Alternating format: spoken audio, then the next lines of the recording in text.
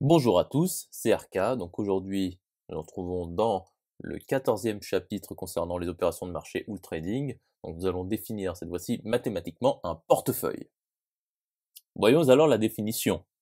Donc soit grand I non vide, donc c'est un ensemble quelconque non vide, et soit une famille d'opérations de marché, grand oméga, T rond P,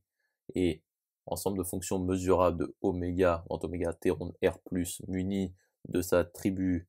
borélienne usuelle, indexée par R+, et XTI pour T appartenant à R+, et pour I appartenant à grand I.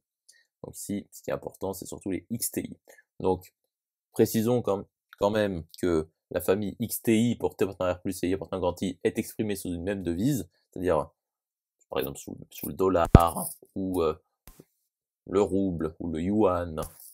ou le franc, etc., etc. Ensuite, soit QI, donc Q pour quantité, pour I appartenant à grand I, appartenant à l'ensemble des évaluations de R plus croix grand oméga dans R puissance grand I, tel que, eh bien, il existe grand J T petit oméga pour T petit oméga appartenant à R plus croix grand oméga, qui appartient à P ronde de grand I puissance R plus, donc ensemble des parties de grand I, tel que pour tout T positif, eh bien, pour P presque tout petit oméga dans gros oméga, eh bien, le cardinal de grand J de T petit oméga appartient à N, c'est-à-dire que grand J T oméga est fini, et pour tout I n'appartenant pas à grand J de T petit oméga, QI de T oméga est égal à 0, c'est-à-dire que ça nous permet d'avoir une somme finie ensuite. C'est-à-dire en dehors de J, T oméga, eh bien, QI T oméga vaut 0, c'est-à-dire un support fini dans ce cas-là.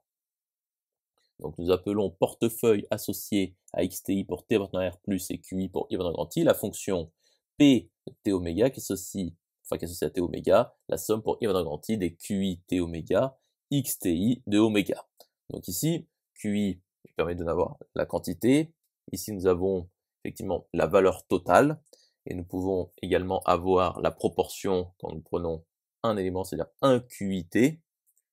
XI T de oméga divisé par P de T oméga, et le T nous permet d'avoir l'indicateur sur le temps,